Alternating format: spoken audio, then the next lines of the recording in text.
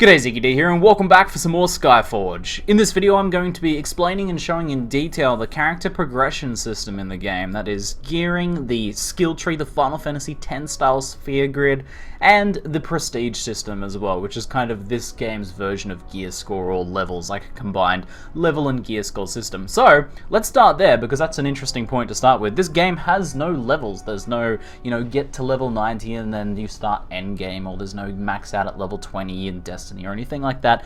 We're looking at a prestige system, which is a calculation of your gearing level for your general gearing, which is things like your rings and your gearing slot upgrades, your actual weapons for that class, so that's more class specific, and then your actual progression on the Ascension Atlas as well. So all of those things that contribute to the power of your character are given this prestige score and go towards calculating this, your total prestige. Now, there's no where does endgame start specifically, once you reach level 80 then you can start doing, specific endgame thing. It's a little bit more organic and fluid from what I've discovered so far. However, there are things that restrict what you can do by prestige, like there are certain missions before you can continue where it's this is recommended for people with 2k prestige. And now it's a bit of an arbitrary distinction sometimes, because some items might have higher prestige ratings, they might contribute more prestige, but maybe the stats aren't as useful for your particular class, so you can kind of artificially boost your prestige score a little bit without really being much more powerful. But for the most part, it seems like a pretty decent representation of your general power. Jumped into some PvP, and guys with 500 extra prestige were just absolutely wrecking me. So I think it does do a decent job of sort of conveying the relative power level of characters. Obviously, I've only been playing for 10 to 12 hours at this point, so it's a bit hard to tell exactly how well prestige rates at endgame and how far it extends and what the sort of prestige grind is and things like that. But this is just an early look at some of the progression systems, and I think it's important to know that sort of distinction between this not being a level-based game and instead having this sort of gear score style prestige system. So, let's take a look at gearing. Gearing looks pretty simple on the surface, and it is pretty simple. I'm not gonna lie. It doesn't feature, multiple armor slots. You don't find gloves. You don't find magical boots. You don't find magical pants. You don't find magical underwear. All of your armor is essentially cosmetic in this game. So if we go to the style room, all of this stuff here is cosmetic. You can literally run around in a bikini if you want, and I've watched Pox streaming the past few days, and that's precisely what he's been doing. If you want to sort of protest the fact that gear doesn't actually mean anything in this game, you can run around in a bikini if you desire. But otherwise, all of this armor stuff is purely cosmetic. Now, this is going to be the monetization for the game, obviously. It's going to be a free-to-play game. They've said the cash store is going to be primarily cosmetic, and I can assume that pretty much all of your costume stuff is going to be obtained through that. Now, in the first 10 to 12 hours, I've only received 2 costumes, and I was able to unlock different class costumes. So this is the Paladin costume that I can now use on my Gunner class because I unlocked it in the training module. Otherwise, though, you unlock something like, I unlocked this stupid holiday costume, and one of the first costumes you unlock is the bikini, guys. It is. So, I don't know what to think about that, really. But yeah, the armor is completely cosmetic, and it's mostly going to be obtained through the cash store, or if I do actually go into here, I'm sort of remembering now, you can actually buy some costumes on the market using specific currencies that you can obtain through various missions. Like, there are some PvP tournaments that award celestial threads that you can buy things with. So you'll be able to grind for some costumes in-game, but I think most of them are going to be paid for cosmetics. So, not really a big deal, but if character look and customization in the look is an important part for you, and I think for a lot of RPG players it is really, where you find a cool new item, you find an awesome new helmet and it looks sick on your character. If that's a big appealing point for you, then that's really not gonna sort of be a positive point in SKYFORGE for you, because most of that stuff is going to be, paid for cosmetics or obtained kind of separately to actual power enhancing gear. On the same token, when you obtain weapons, I haven't really seen the model for my weapon change, and if it changed very minorly out of the 10 to 15 weapon upgrades I've gotten so far. So mostly the cosmetics, I think, for the weapons are also probably going to be microtransactions. Now, in terms of the actual in-game progression and gearing, you have kind of like three areas of slots. You have your weapon slot, which is your primary weapon. This influences your damage. It adds might, which is one of the primary damage stats. So you can see over here, might increases your base damage. There are a lot of different things like this. For example, strength increases the minimum base damage, whereas this is your just general base damage. There's also a maximum damage. There's like bonus damage from Valor. So there's lots of different types of damage stats you can get, but your weapon as a core influences your average damage. Now, you can also get secondary modifiers on this, and I've seen a few different ones of these. Some of these are pretty nice, like this one here on the weapon now. Killing an enemy will increase the damage of the next Fire Blast or Plasma Beam. I really like this because when you're in Plasma mode, you can keep chaining kills with the Plasma Beam. So that's a pretty interesting, it had an actual interesting impact on my gameplay.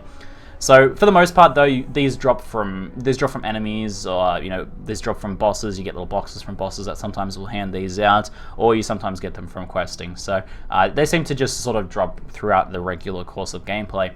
The secondary slot here, which is kind of like the shield slot, if you're playing the Paladin, it actually is a shield. But as like the Gunner, for example, it's the cartridge for your weapon. This is a defensive slot. I don't know why a cartridge is defensive, don't ask me, I don't know.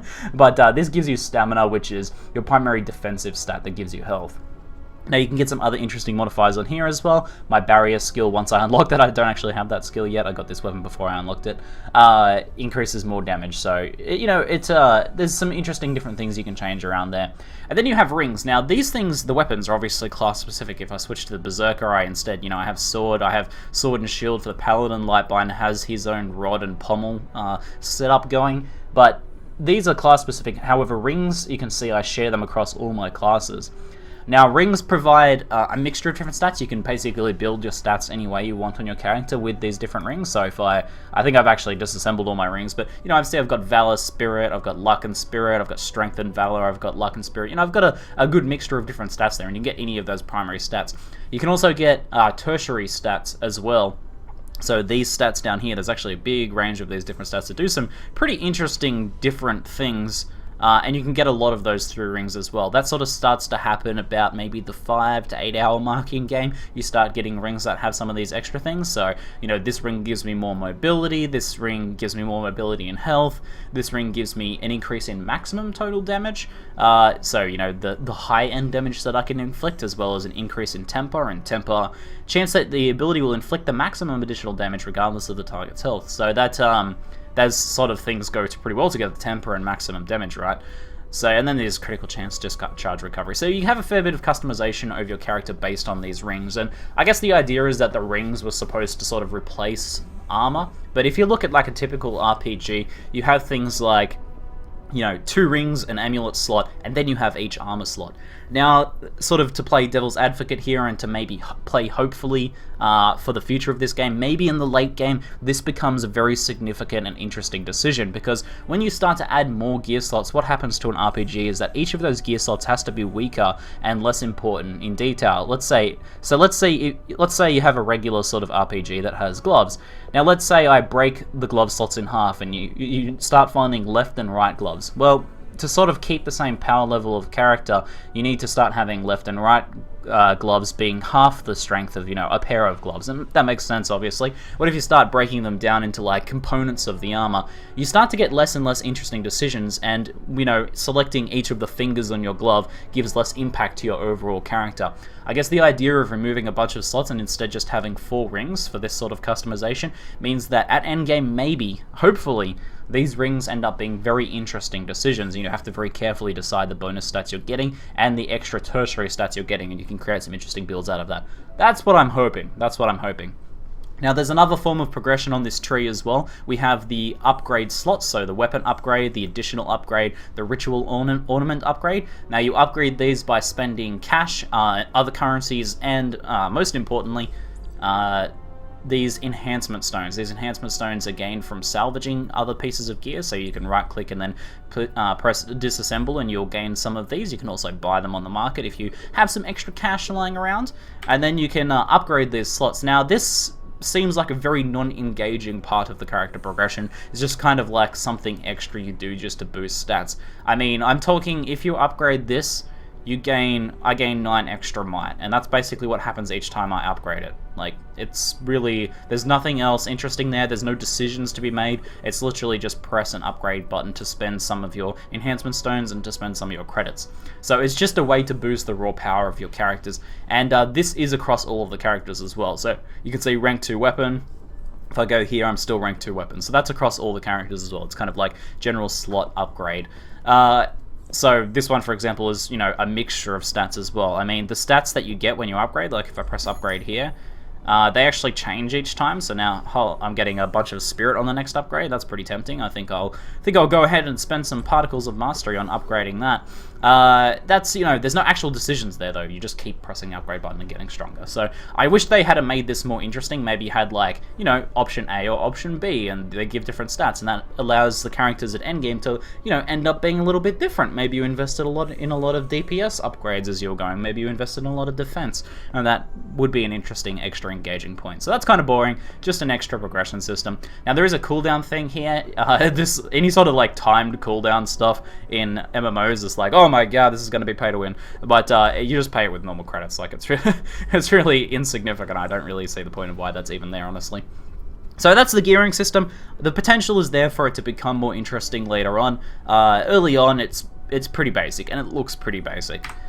The other side is this awesome looking Ascension Atlas. If you're a fan of Path of Exile or Final Fantasy X, then you're going to love this because it's a sphere grid system.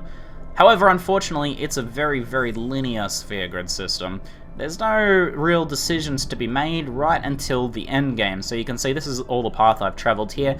Now the general idea is that you gain Sparks of Destruction, Sparks of Creation, Sparks of Balance, and Sparks of Progress. Now this is class specific. These 3 can be spent on any classes, and the trees are separate for each class. So if I zoom out here, you can see that each of the Ascension Atlas trees are different for each class. So if you want to invest in one class, then you're going to spend these guys, and you're going to have less to spend on the other classes. However, this is unlimited. You can grind these, you know, basically as long as you want, and the idea is that eventually you could potentially get every single sphere grid node in every single class if you want to. So there's the potential of maxing out all classes. So if you like that sort of thing, then that is there for you.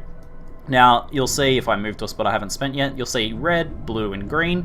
The red ones typically take Sparks of Destruction, though this one is a specific node that takes the class progress point, so I actually have to play this class to be able to progress into it for this next ability, so that's a bit of a bottleneck there. Otherwise, you spend, you know, the greens and the blues to progress through, and you unlock raw stats, so this is stamina and proficiency. Just to go back a second, proficiency is allows you to equip higher level gear, so for example, I had a ring wrist. This has a proficiency rating of 174, so you need 174 to be able to equip this. I have 800, easy mode, but you get those from those stamina nodes. That's where I haven't seen any other ways of obtaining proficiency apart from progressing in that class.